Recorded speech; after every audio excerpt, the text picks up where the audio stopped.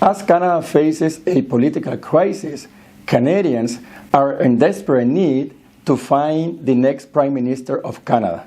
Today, Quienes Somos has the pleasure to speak with Frank Baylis, who is seen by many Canadians as the best person to lead the Liberals and perhaps become the next Prime Minister of Canada for his management, business, and organizational expertise.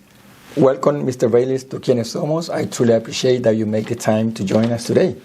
Well, thank you. Gracias, Danielo. Y está un placer estar contigo y hablar con tus seguidores. Thank you very much. Muchas gracias. As we know, Mr. Baylis, Canada is facing a political crisis. And as a result, many Canadians are hesitant and have lost the trust, perhaps the confidence in the Liberals. And as a result, also, Pierre Poilievre is ahead on the polls. Yes. With that said, how do you intend to regain that trust and that confidence from this Canadian when it comes about the Liberals? Well, what I'm doing, Danielo, is I'm presenting a whole new platform, a whole new approach. I'm the outsider. I'm the person that's coming with the new ideas. And really, everybody will say this. They'll say they're a change agent. I'm coming to make fundamental changes. I want to make changes in the way that governments run. I want to make changes in the way we deliver services. I'm a professional engineer by training, and I'm an entrepreneur. So I tell people this story. When I walk along the street and I see something broken, my brain can't stop but say, how can I fix it? I have to do this. I have to do this to fix it. Unfortunately, someone like Pierre Poilievre, he walks along, he sees it broken, and he says, don't touch. Who can I blame? How can I make policy to make something come out of this that I get more votes? I'm really interested in fixing things. I can see how to do it. I have great faith in Canada, by the way. I'm very optimistic about our future. I am very optimistic about our future. Now, we are having not only a political crisis, but a health crisis, housing crisis, immigration crisis. And many Canadians that have lost this trust and the confidence in the Liberals say that this is a result of the mismanagement under Prime Minister Trudeau. What would you make differently from Trudeau for the benefits and well-being of Canadians? So one thing I tell people is that I'm going to leave the analysis of Mr. Trudeau and the past to historians. That's not what I'm interested in. I'm interested, we're here today, we have challenges, I acknowledge them, and how are we going to go forward to meet those challenges? That's really what I'm focused on. And you brought up a few I'll talk about. So, yes, first of all, my mom is an immigrant from Barbados. My dad is an immigrant from the United Kingdom. My business partner immigrated from India. So I'm a big believer in immigration. Having said this, we need intelligent, controlled immigration.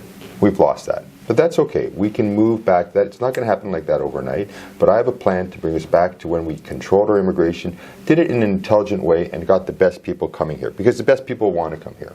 So that's what I'm going to do about immigration. Then you mentioned healthcare. I know people are going to find this hard to believe when I say this, but I sincerely mean this. I've been in healthcare for 35 years. I've seen how things are done. We can change it, and we will have in Canada the best healthcare system in the world. I will repeat it because people are going to be surprised. We will have in Canada the best healthcare system in the world. It's not going to happen in 1 or 2 days. It's going to take about 4 to 5 years, but you'll see progression all along, and then we'll get to a place where we'll be extremely proud of what we created. That's one of the things I'm going to be working on, healthcare and immigration. Now, Mr. Baylis, you say something that really captivated my attention, and you also mentioned this in another interview. Many Canadians see you as the best person to lead the Liberals and perhaps becoming the next Prime Minister of Canada. You mentioned that you have business, management, and organizational expertise. Yes. You mentioned in one of your interviews that you are not or you don't believe in career politician. How can you expand that? Yeah, that's a great question, because what happens as I've started on this journey, what tends to happen in Ottawa is everybody, the political class lives in Ottawa. They talk to the media of Ottawa. By the way, thank you for coming here to Montreal. I appreciate that. And I think it's wonderful that Quienes Somos comes out of Ottawa to meet the people. Encontrar la gente. Entonces, for me, I think that what I've seen is that it's a bubble. They call it the Ottawa bubble. People live there. They eat there. All the other candidates have their raison d'être, their reasoning, their notoriety from Ottawa. So, for example, I've been 35 years in business. I've been extremely successful. I've made movies, everything. But when the Ottawa bubble talks to me, I say, well, he was an MP for 4 years. Yes, I was, but I've done much more. So this is all part of the challenge that we have, which is that all solutions are based from Ottawa-based, and we need Canadians coming back into the system. I'm going to fundamentally change that. And what I mean by career politicians is, example, I'll take the example. Again, if I look at Pierre Poilievre, he leaves university, he flies to Ottawa, and he gets a job there. For 2 years, he works in an office of a member of Parliament. After that, he decides to get elected. He's been elected, I think, 7 or 8 times. I'm not sure. But let's say it's about 21 years, and he's going for 25 years. He has raised his family. He's bought his house. He's got an amazing salary. The minute he walks out, he has a pension of over $200,000 with cost of living for life. Okay? And he's this close to being Prime Minister, as you said. So guess what? The system is working for Pierre Poilievre. The system is working for these career politicians. He said, this is fantastic. I don't want to change anything. I love the system. Not for me. Not for me. What I found when I was there, I tried to change it. I was not able. I put together Bill 231 to make changes to be more productive, less yelling, more efficient, work for Canadians. I realized that the powers that be, they don't want these changes. And what I decided, and people ask me many times, why did you leave in 2019? I left because 2 reasons. First of all, I was wasting my time. And worst, I was wasting your money. They are wasting your money, what's going on. It's not acceptable. And if you wanted me to change it, I ask you and your followers to please join me and send me there with the mandate to say, this is over. Wasting your money and wasting time. That's how I felt. So that's my whole issue about the career politicians. Now, since you have experience in the Parliament as a former MP, another question that I wanted to ask Mr. Baylis is,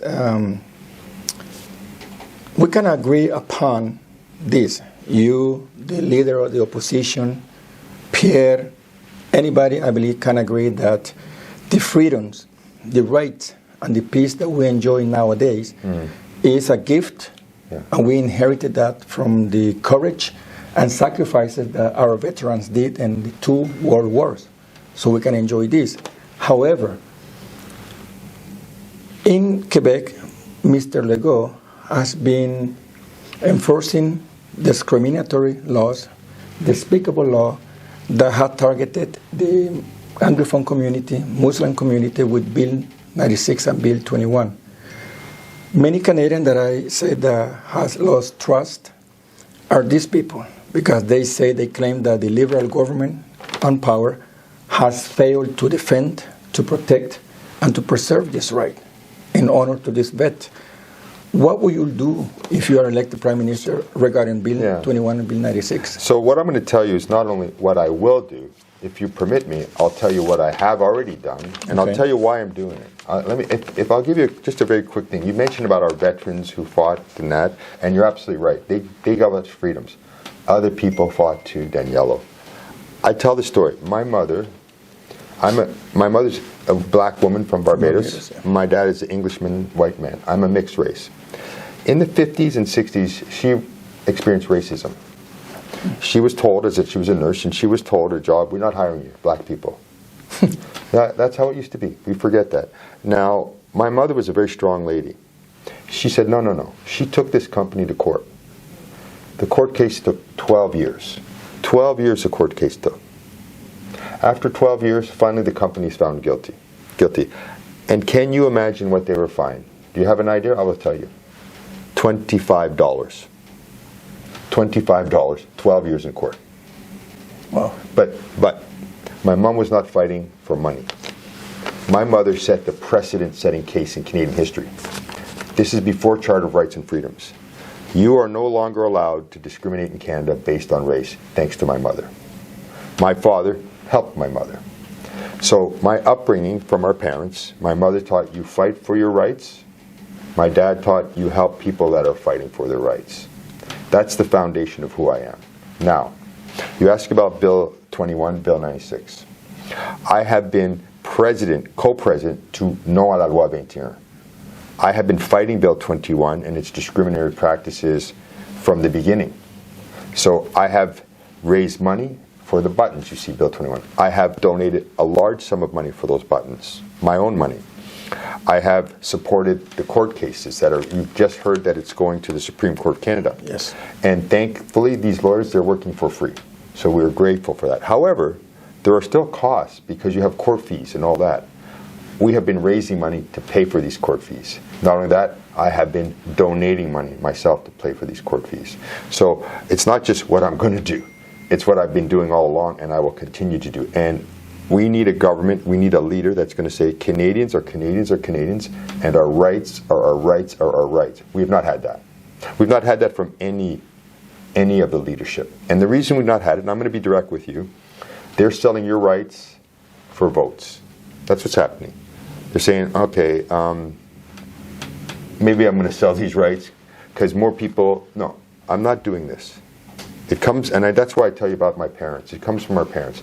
I'm standing up for your rights, Bill 21. I'm doing the exact same thing on Bill 96. If you ask the people who are fighting Bill 96, again, I've raised money. I've donated money to the fight for Bill 96 because these are court cases. They again have charges. I've been into the rallies. I've spoken at some of them.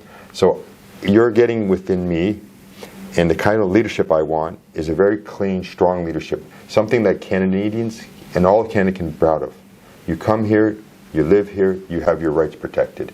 And I will be a very, very powerful voice there. I have done it, I have the history, and I will absolutely continue to do it. And I look forward to having this opportunity to do it on a national level.